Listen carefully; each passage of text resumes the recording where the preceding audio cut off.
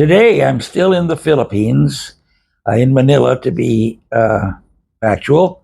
And what I'm going to talk about today is why rich people can earn a lot more money than you can on passive investments. Now, the average working stiff, the guy who has a 9 to 5 job, if he has any cash, he puts it in the bank. And these days, maybe he can earn 3 or 4%, and maybe a third of that is taken in taxes. So he nets, if he has $100,000 to invest, he's lucky to get $2,000 a year out of that in after-tax earnings. So I'm going to show you how wealthy people make 20, 30, 40, 50% a year on their investments after taxes.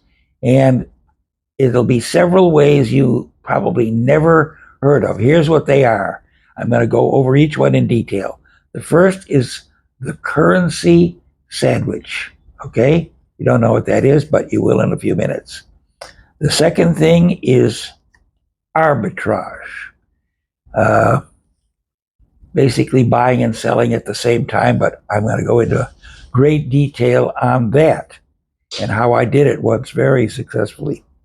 And then the final thing is buying stock or owning stock and selling options to other people who will have the right to buy that stock from you at a certain price. People who do that consistently make 20% a year on their capital. So now we're going to go into details about those three things. The first, the first is the currency sandwich. Now here's how that works.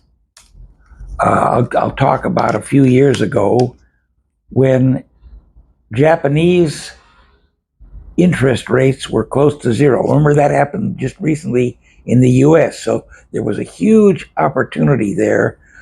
Oh, and that's what I want to explain also here.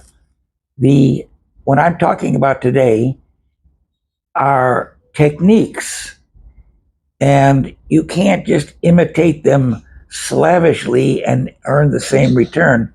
You have to say to yourself, oh, that's an interesting idea. How can I apply that to my own life, my own investments? Okay, I'll go on a tangent for just a few seconds and talk about the fact that once something is advertised and there's brochures on how you can earn lots of money by doing something, usually that muddies the market and you can't do it. Exception may be real estate, because real estate is a multi-million, many different markets in every city in the world, every country in the world. You can make money in real estate. Doesn't matter how much competition there is, but in a little tiny business like selling coffee machines or something, if too many people get in the business, there's no profit for anyone.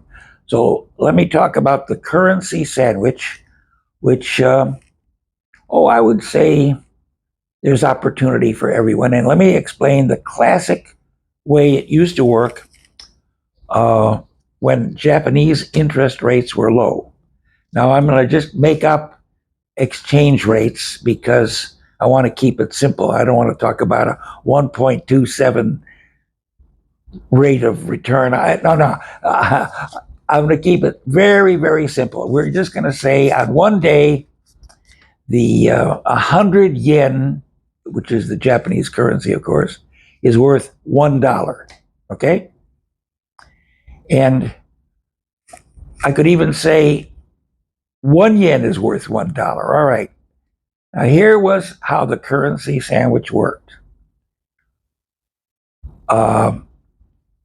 You could theoretically borrow yen at close to a zero interest rate, maybe On $1,000,000, you'd pay $1,000 a year interest. So really almost nothing.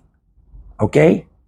So that meant you could borrow it. But of course, a Japanese bank isn't going to just give you a loan because you have a nice smile.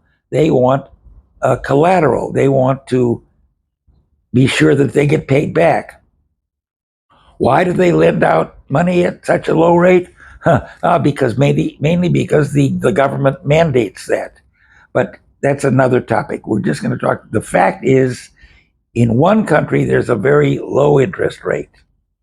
And in another country, there's a relatively high interest rate, or at least higher than country one. So in the old days, and I used to profit from this, the currency sandwich deal was you could theoretically borrow $1,000,000 from a Japanese bank at zero interest, or close to zero, 1,000 a year, and invest it in an American bank or stock or security that paid 5% a year. Now, the investment part was easy. If you had the money, you could get a bank certificate of deposit or a stock that paid a big dividend.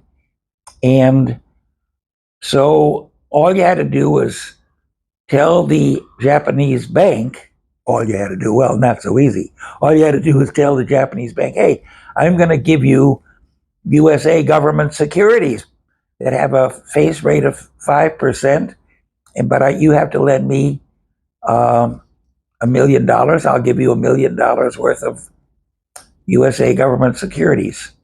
Now you ask yourself, well, why wouldn't the Japanese do it direct? Very good question, but it probably has something to do with the law. All right.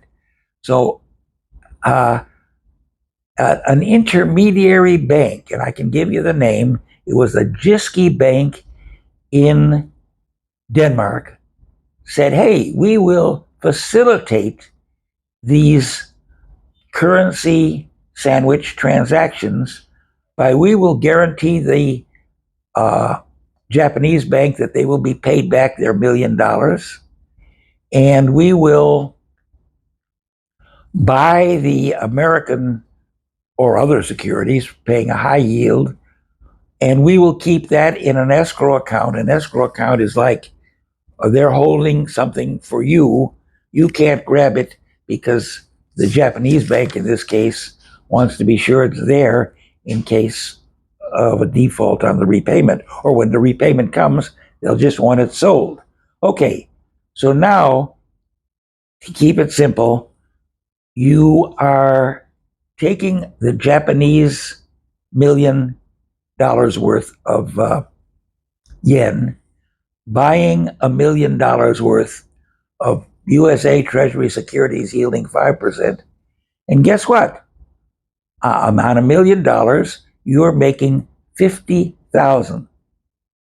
And on the Japanese loan, you're paying 1,000. So you're making $49,000 a year without working. Hey, pretty good, huh? That's how rich people make money. It's called the currency sandwich.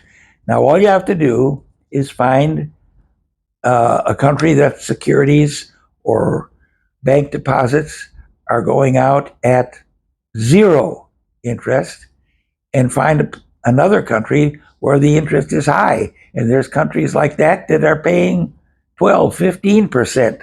So on $1,000,000, you can be getting 150,000 and paying almost nothing for the asset that you invest. Okay, how did Jyske Bank fit into all this? Well, they said, we want 10% of upfront to show you're a serious guy. We're not going to just take some bum off the street and give him $1,000,000 line of credit. No, but if you have 100,000, we'll give you $1,000,000 line of credit. Now, depending if you were not such a good reputation, they might want 250,000.